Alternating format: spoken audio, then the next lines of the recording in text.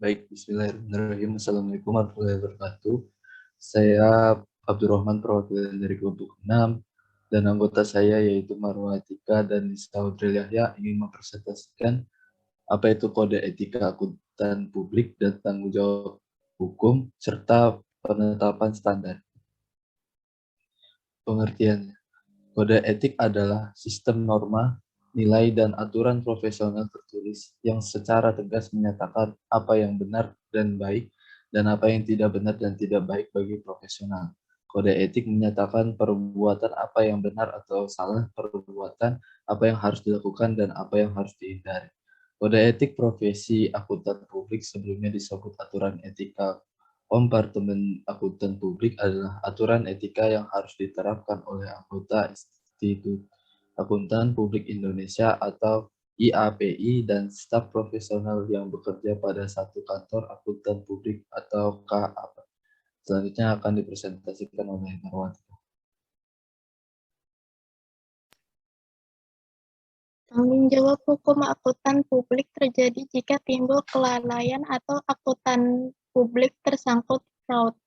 Jenis pelanggaran dapat dibedakan menjadi ordinary negligence, kesalahan ringan, manusiawi, tidak sengaja, ini merupakan pelanggaran ringan.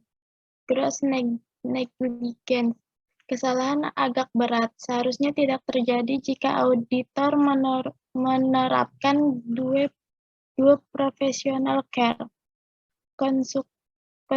Konstruktif fraud, pelanggaran berat, akuntan publik terlibat secara langsung atau tidak langsung membantu dalam fraud yang dilakukan manajemen.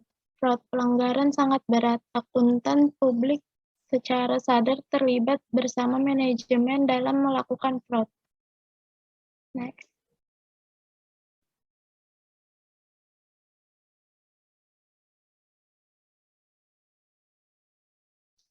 Di Indonesia, tuntutan hukum bisa berasal dari klien, calon investor, BPPAM, LK, sekarang jadi OJK, PPAJP, Departemen Keuangan, sekarang PPPK, Kementerian Keuangan, Bank Indonesia, pengguna laporan keuangan. Selanjutnya akan dilanjutkan oleh Lisa.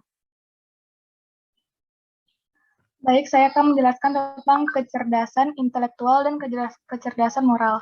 Pertanggungjawaban seorang akuntan publik terhadap kepercayaan publik yang diberikan kepadanya menjadi dasar keharusan hadirnya kualitas kebenaran dari setiap hasil audit ataupun pemeriksaan laporan keuangan yang dilakukan. Keharusan dalam memenuhi standar kualitas kebenaran tersebut akan berhubungan dengan kemampuan yang dimiliki sebagai seorang profesional yang mandiri. Konsekuensi ekonomi dalam penetapan standar. Economic consequences adalah konsep yang menyatakan bahwa walaupun bertentangan dengan implikasi teori pada pasar modal efisien, pilihan kebijakan akuntansi dapat mempengaruhi nilai perusahaan. Walaupun dengan implikasi kebijakan teori pasar modal efisien, tampak bahwa pilihan kebijakan akuntansi memiliki konsekuensi ekonomi bagi pemakai laporan keuangan, walaupun tidak secara langsung mempengaruhi aliran kas perusahaan. Konsekuensi ekonomi adalah konsep yang menegaskan bahwa pilihan kebijakan akuntansi akan mempengaruhi nilai ekonomi perusahaan dan berdampak pada perilaku bisnis, pemerintah, dan kreditur dalam membuat keputusan. Esensi konsekuensi ekonomi adalah bahwa kebijakan akuntansi dan perubahan kebijakan akuntansi tersebut merupakan suatu permasalahan, terutama permasalahan manajemen. Sekian dari kelompok kami, kurang lebihnya kami mohon maaf. Terima kasih.